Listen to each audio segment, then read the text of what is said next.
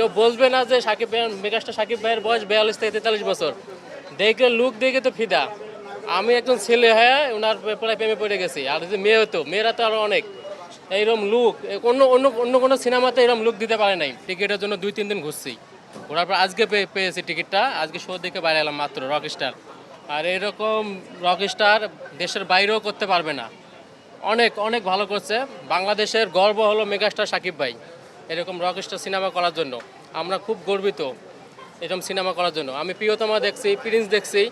প্রিন্সের যে টাকাটা লোকসান গেছিলো, রকস্টার দেখে সব পোষাই নিছি। খুব ভালো।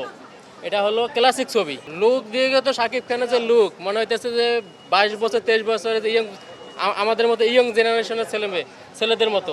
কেউ বলবে না যে সাকিব ভাই, মেগাস্টার সাকিব ভাইয়ের বয়স 42 থেকে 43 বছর। দেখলে লুক দেখে তো ফিদা। আমি একজন ছেলে হয়ে ওনার প্রায় প্রেমে পড়ে গেছি। আর যদি মেয়ে হতো, মেয়েরা তো আরো অনেক এইরকম লুক অন্য অন্য অন্য কোনো সিনেমাতে এরকম লুক দিতে পারে নাই। প্রিয়তমা দেখছি, তারপর তুফান দেখছি, বরবাদ দেখছি। এটাতে সবচেয়ে সুন্দর লুক, মানে দেখে মনে হবে কি মেগাস্টার সাকিব ভাইয়ের বয়স মাত্র শুরু হয়ে গেছে, 22 বছর। কেউ বলতে পারবে না যে মেগাস্টার ভাই সাকিব ভাইয়ের বয়স হলো 45 বছর, কেউ বলতে পারবে না ভাই। একদম দেখার মতো একটি ছবি। আপনারা সবাই দেখতে আসবেন। ব্যাড রিভিউ দেখতে তাদেরকে, তারা ওরা কি কাটাকাটি মারামারি, এটা হলো ক্লাসিক সিনেমা।